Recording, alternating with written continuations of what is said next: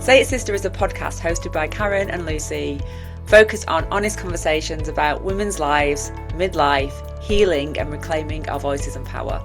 We gather every week to share our thoughts and wisdom. And remember, if you love what you're hearing, please like, share, comment and help us reach more women, because that is how sisterhood works. Women supporting other women. Yes, we want more women to come and join the conversation so we can listen, learn and create a shift and change together. And this week's topic of conversation has been prompted by an awareness Karen has been noticing.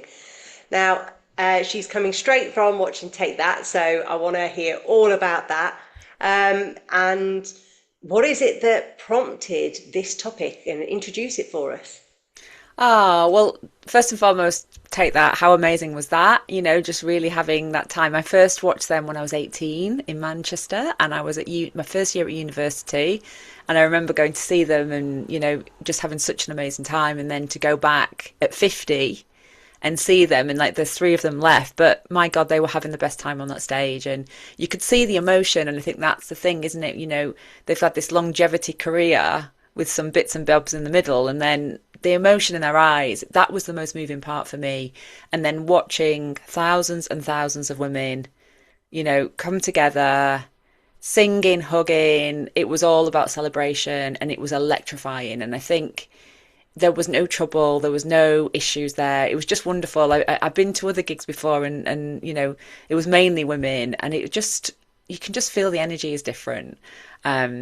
And I just thought it'd be really good for us to come back together and to talk about, you know, honest conversations and unmasking, because let's face it, most of us have been conditioned to wear a mask, to play the game, to, you know, almost like box ourselves. It's like walking around with a straitjacket on, you know, and we're all quite rigid and stiff because we are like wondering how people are perceiving us, and are we saying the right thing? Are we doing the right thing? Are we being too much, or are we not being enough? You know, do we need to push ourselves forward, or do we need to back off? And it's this constant questioning and this constant wondering how other people perceive us that makes us wear the masks. And whilst sometimes it's healthy to wear a mask because we need to protect ourselves, not as a everyday thing. So what about you, Lucy? Where do you go when you think about unmasking?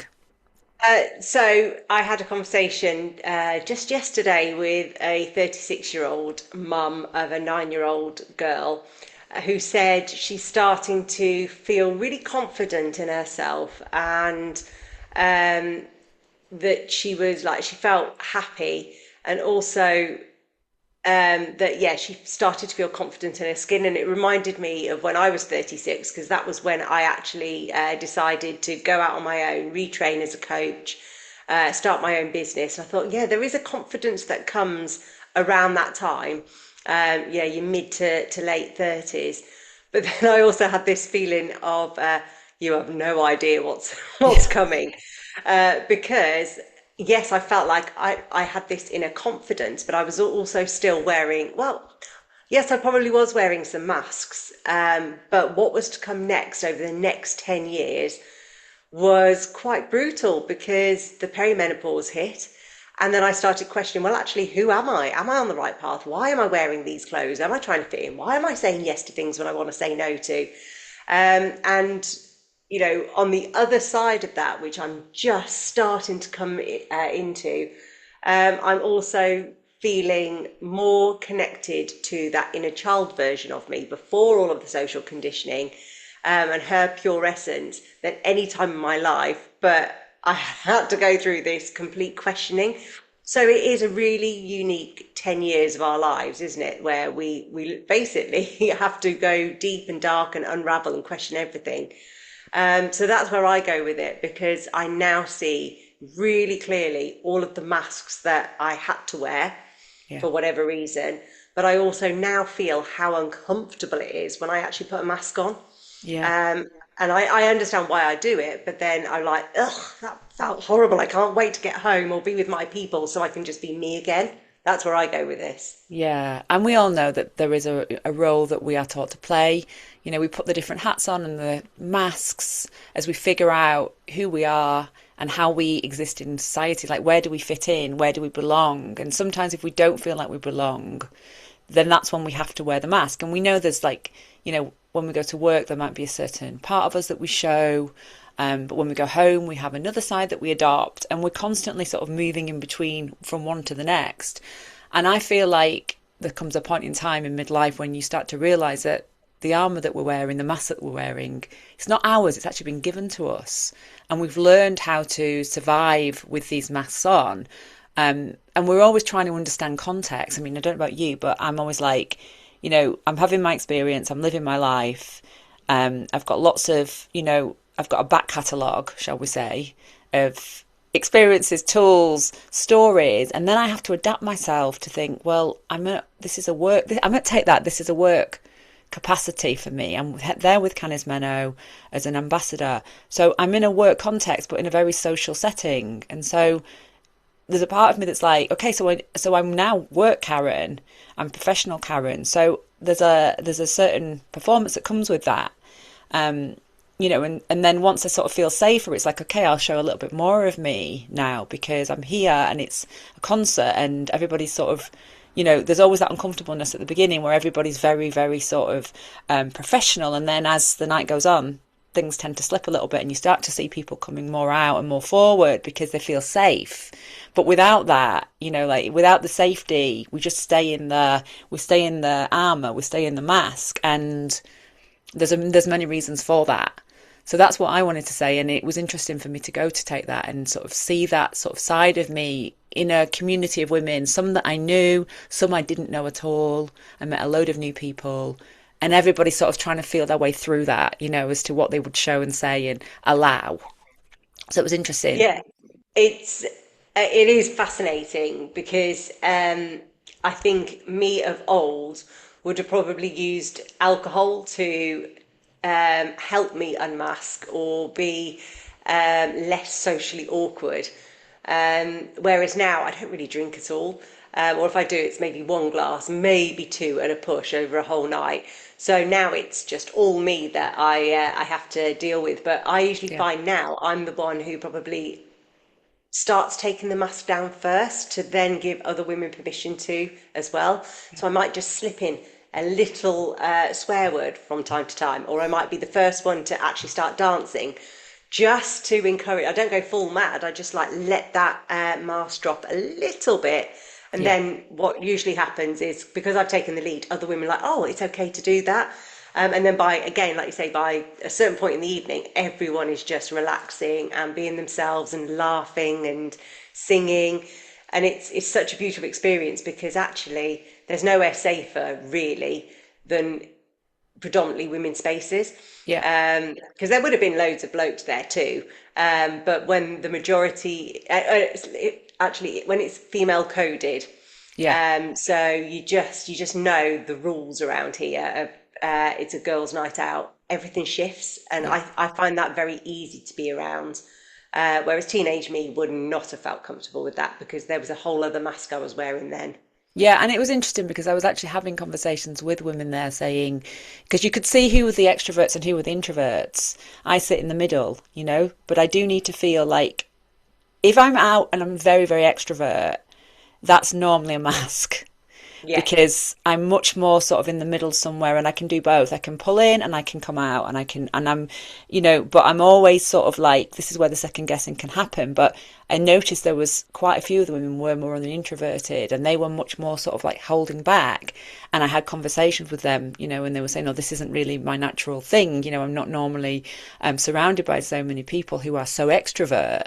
And it's just interesting because I feel like we're all probably doing that dance somewhere along the line as to where we fit, and what we need to overcome within ourselves to be part of the journey, really. Because some people might need to pull in a bit more and others need to come back out. Like I certainly have to work at being out these days. It's not natural for me to do that. So it does take me a bit of time to warm up and then I'm good. I was thinking about being, how as girls we're taught to please with is this idea of perfectionism or waiting for the perfect time, which I see a lot, and then the harmonizing, which we've talked about. But I think the words that I heard the most as a child was good. I heard that word a Good lot, and girl. I yeah, the good girl. And if I wasn't called Karen, I could have been called good girl as a Yeah. little girl because I really took it on. And then of course there's the alternative flick, you flick the switch as you get older and you go, well, actually, I don't want to be good anymore. I'm going to be the bad girl. And then that's still a mask. And then you go into But there that. was no middle ground, was there? You're either the rebellion bad girl or you were the good girl, because actually being normal, just being yourself, was not an option. Exactly. And it's that idea of like, how would it be to just be in the moment and to know that you have all these different parts of you and actually you can pull on what's needed in the moment for yourself and you can trust that there might be times when you're like, actually, no, I'm going to toe the line on this because this is what I want to do and I'm going to follow that. Or actually, no, I don't agree with that. I'm going to be a rebel in this and I'm going to challenge it and I'm going to say no, and that feels like the right thing to do. And perhaps there's the quiet space in the middle that's much more like, actually, I don't need to get involved in this. I'm just going to sort of withdraw. And Um, this weekend, I had an experience of that because I am the extrovert, but I also know that when my social battery is gone, it's gone. And I was round at a friend's. The idea was to put the screen on outside, watch the football. And I went round there about, it was probably about 6 o'clock. The hot tub was there, so got in there, and I said, just to let you know, I have no intention of watching the football. I haven't watched a single match yet, but I'm fully present. And so we did that, and I was going to have a few drinks. And actually, after two glasses, I got to that stage. I'm like, I don't want to drink anymore, yeah. so I didn't.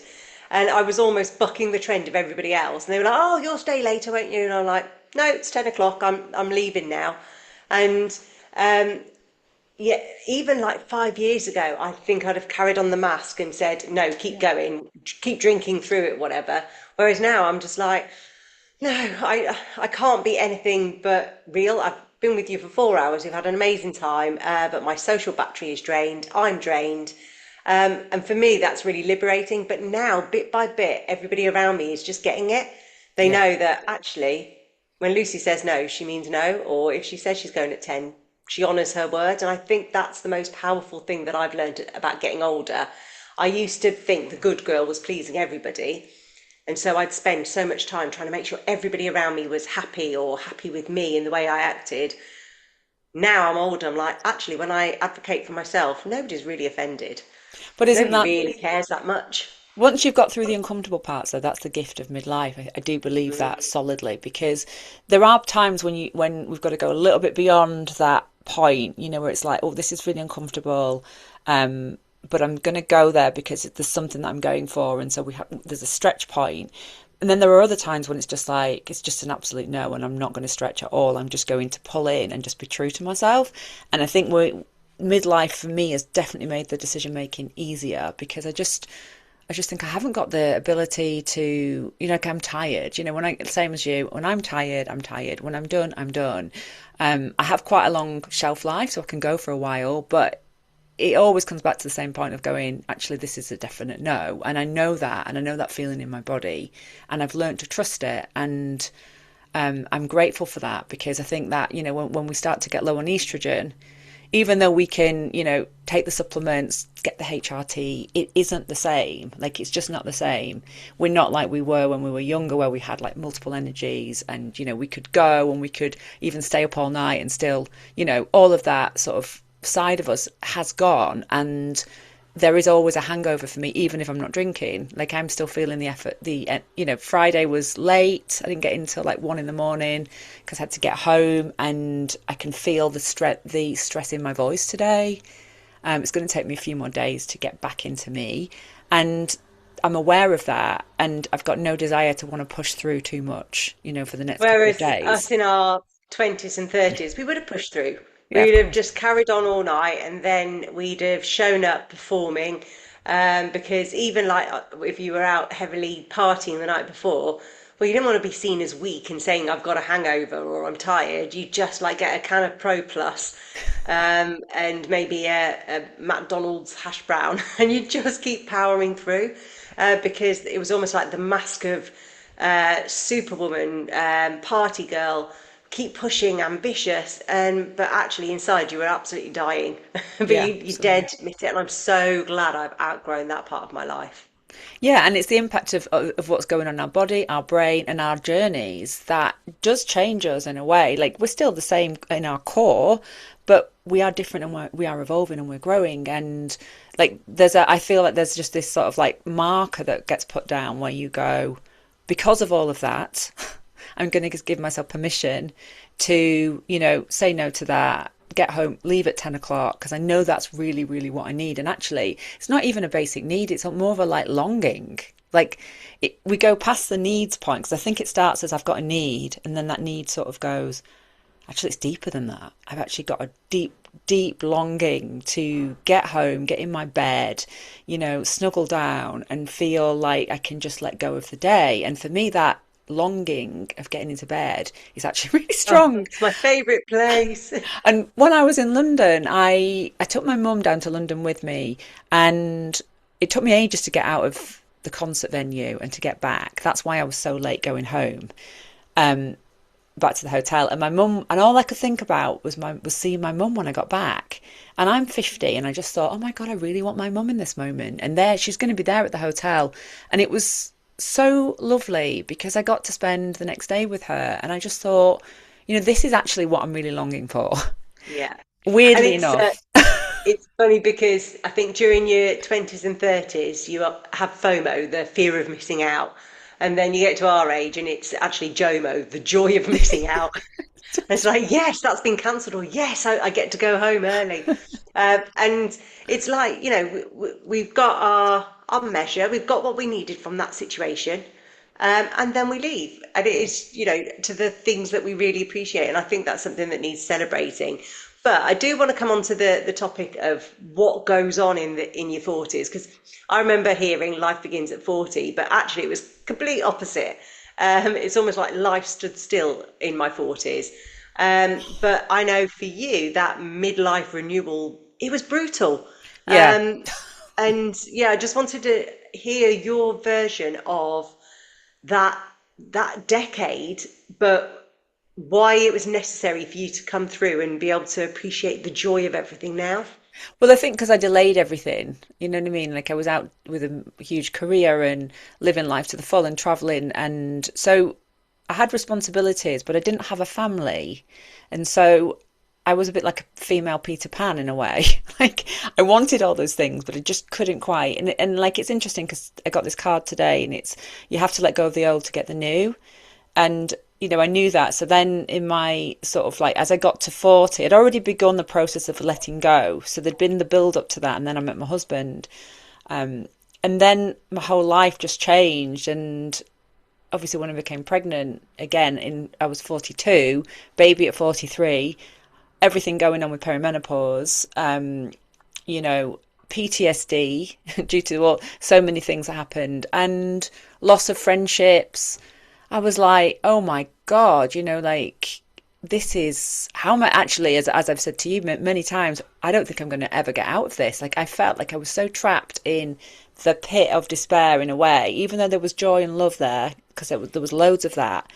But the actual anxiety level, the PTSD was so strong, and the fear that I was in, and then the grief that I was feeling as well. And I think we don't talk about grief enough. And I think this is a separate podcast where the grieving that happens when we get to sort of key life stages where we've moved like through the gate into the next phase, but perhaps we haven't dealt with some things from before as well. And then life starts to happen because it's giving us the lessons to wake us up. I do believe that. And it's for our highest interest. So we've got to do the work.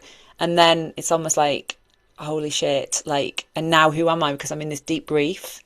And there's anxiety here as well. So it's like I'm in the deep grief and sadness, and I'm also highly anxious. You don't know, like what the hell is happening? And our hormones, are doing their thing as well. So for me, I was just like, and I had a baby. I was like, oh my God, please tell me that this isn't now going to be it forever. And luckily for me, I knew enough brilliant people who would say to me, not on my watch, not on my watch. I believe in you.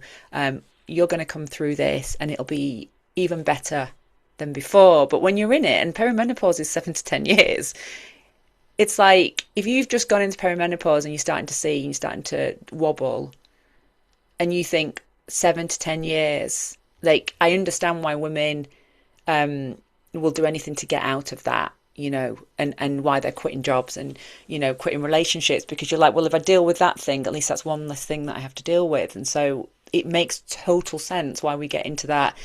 Let's get rid of that, get rid of that, get rid of that, get rid of that, because we just can't handle with the immediates of what's going on. Yeah, so I'd say there's a couple of things that are going on there because for some it is a case of a life stage hormonal reaction where I want to blow up my life because I can't cope with any of this. But for a lot of women, I think there's also a case of they go into the cocoon, they go into these darker places where nothing's giving you joy. You don't know, you don't recognize yourself. You see the wrinkles, you see the menno belly appearing. You Yeah, start getting aches and pains. You start having different relationships with different people. You start looking at the world and just thinking, hang on, I'm not the crazy one, everybody else is, and you start getting all these moments of clarity. And that's when you think, I don't want to do this job anymore. Or yeah, unless this relationship changes in a meaningful way, I don't think I can invest any more time.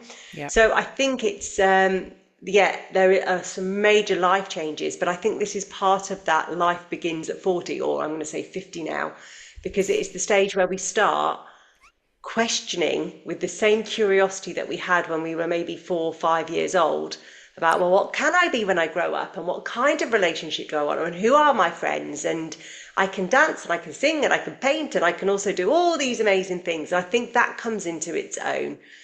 But because we have so many responsibilities and we've been wearing all these different masks for so long, yeah. it's really hard because you have to question, who am I really?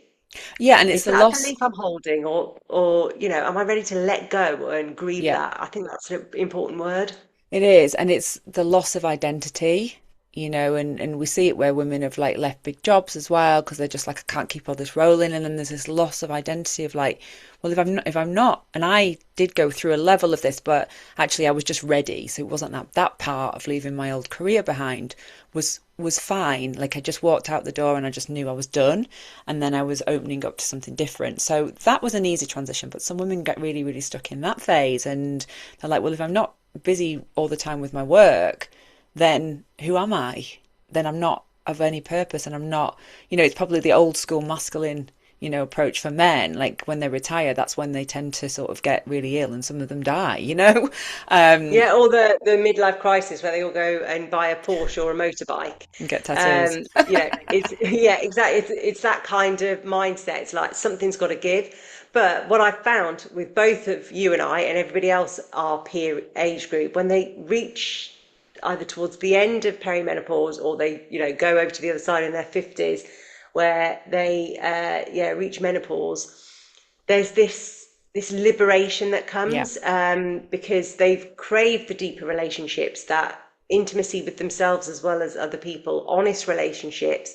They don't want any of this, surface level connection, and so they demand more, they expect more, they ask for more, and that makes them powerful beyond measure because they know who they are, they're unapologetically themselves, and they choose themselves first, and often for the first time ever. And yeah.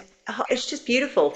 To me, it feels like a leveling out, and I don't really like the idea of that because I do like the like to be passionate and big and bold. Like leveling out feels very much like flatline, but it doesn't. It's not how it feels inside my body. Inside my body, it feels stable and it feels grounded, I've never and felt more powerful. yeah. Yeah.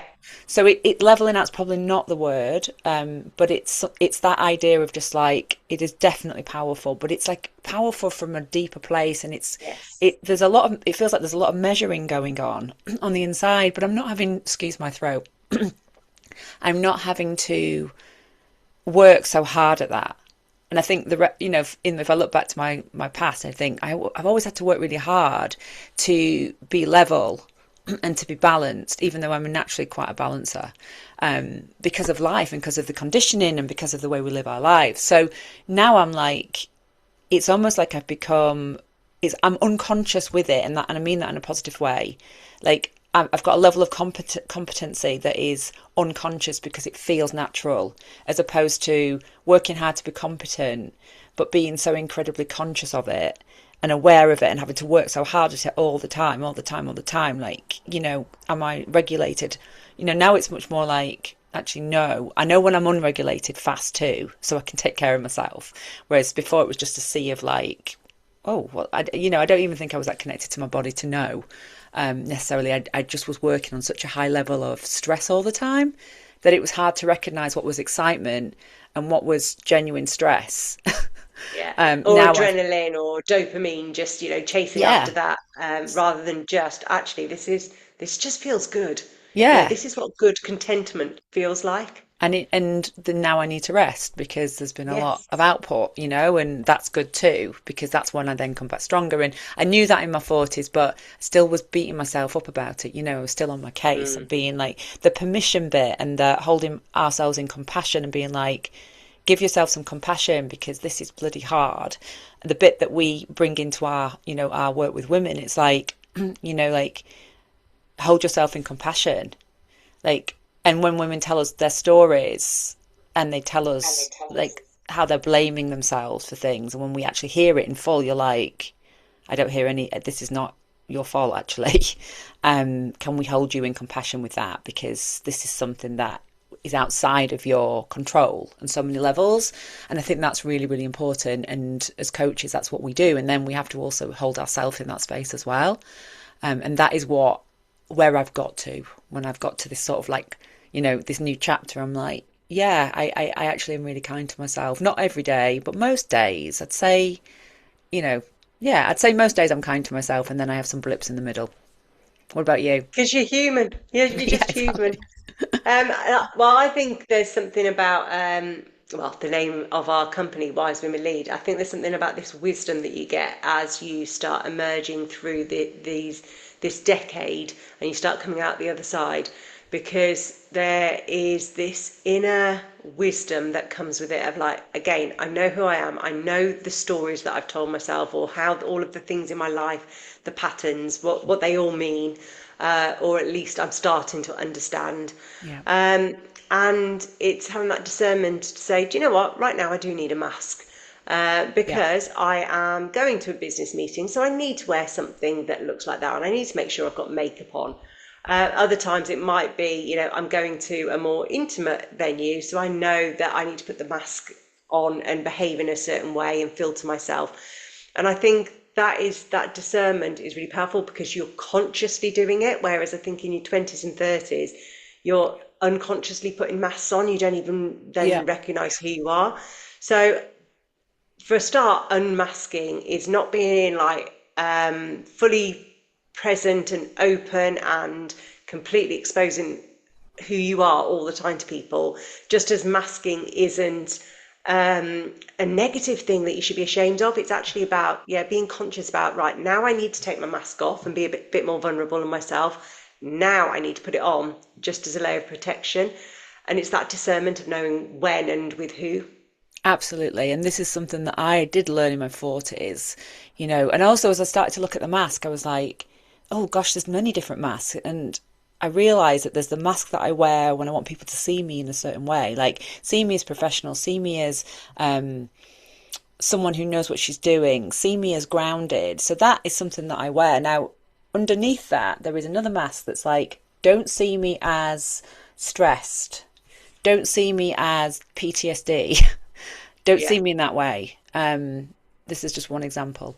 But then underneath that is that really core higher self that's very much like, you know how to evolve through this. Yeah. You've got the wisdom. That's why we talk about wisdom all the time because it's so much deeper than any mask. And knowing, know who you are, know that you're capable, know that you'll know what to do, and know that you're brilliant in challenging scenarios. So therefore, you can handle whatever comes. Like And that's that's where I core. think that power comes from. Yeah, Like when you know this, you have this wisdom, you have that knowledge within yourself. So I think that's where the power comes from, because like I can do this and I've done things like this before and I can do them well yeah, and I will survive, and actually I'll learn something along the way. And it kind of gets to the last element that we wanted to share today, which is a little bit about advice for the younger women, because I don't know about you, but when I was in my 20s and 30s, The thought of being in my 40s seemed like an alien concept. Nobody talked about the perimenopause. I don't think I even knew there was a name for that. I just heard about the menopause. And that was what old people did and had hot flushes. I never knew that there was this amazing experience that was going to come and challenge me. I just heard all the negative things about it because let's face it, there's some tough stuff. So I just thought, you know what, let's imagine we were talking to a 20-year-old who is going to go and put lots of masks on, because I think that's a natural part of Yeah. evolving, and the person in her 30s who hits that crisis and starts questioning things, and even the person in her early 40s who might start just be going into this and thinking, what's going on with me? What advice would you give them? Oh God, there's so much I want to say. I don't know why I keep thinking about AI, so I've gone I've gone into an AI world because these are the people, the young women coming through have grown up with their phones and they're going to be using AI and wondering, what that's all about. There is a call for vulnerability and humanity to sort of step forward and unmask and be real. And I feel like we are being told a lot, like, we want to hear your stories and we want to like share your growth stories with us. And there's, as coaches, that's the work we do. But also when we do public speaking and things, we're sort of invited onto that, and they want to hear like why we're talking about this. They don't just want to know about the subject; they want to know why we're talking about the subject and what our life experiences of it. So we have to go into these spaces, and that can feel really, really vulnerable. So, but we have to always check in with ourselves, I think. And I think what I'm saying is like, check in with yourself. Does it feel like the right thing for you to do? And if it doesn't feel like the right thing to do, then don't do it. And share what you're ready to share when you're ready to share it, and don't feel pressurized to share too much. And just, it's a journey, so there's an openness that happens over time. Don't pressurize yourself too much is what I would say. And the mask can be so helpful, because sometimes we need to have the mask on so that we can gather ourselves underneath, to then come back out. What about you? It's like even the mask of putting your big girl pants on. Like that's a traditional one that we often hear. But yes, that is a mask. Sometimes you need to almost Yeah. visualize yourself putting on that armor so that you can do the big important things or try new things. Sometimes you need to imagine wrapping yourself in a nice little comfy cardi or something like that because you want to give yourself some tenderness in that moment. That is a mask equally. And so I think the advice that I would give to somebody in their 20s and 30s is uh, know that masking or putting on that little bit of armor for whatever you need, actually, it's completely normal, because the whole point of that period of your life is trying to figure out what fits, what doesn't fit, how do I try these new experiences? Is it for me? Is it not? So there's lots of questions, and you're trying to figure stuff out. But don't allow that mask to become your identity. The important advice I want to give you is just remember who you always were at 6, 7, 8, 9. The things that gave you joy, the things that made you giggle, the pastimes you used to do that would get you in that flow state. That's the real essence. And it's about how you try and bring that version of yourself in whilst navigating the world. And then when you go into your 40s, just know that yes, there's going to be times where it's going to be rough, but each one is there to peel back a layer of the onion so you can emerge renewed with a fresh skin and fresh mindset and a fresh heart. It literally is liberation on the other side. Hmm. So, closing. I don't want to close this one because there's so much more to say. But it's been a beautiful conversation with you, Karen, and they always are. But I've really enjoyed this one. Um, and so I just want to say, unmasking in midlife, it's inevitable, it's necessary, and it's a shift to like being present in your life and in yourself.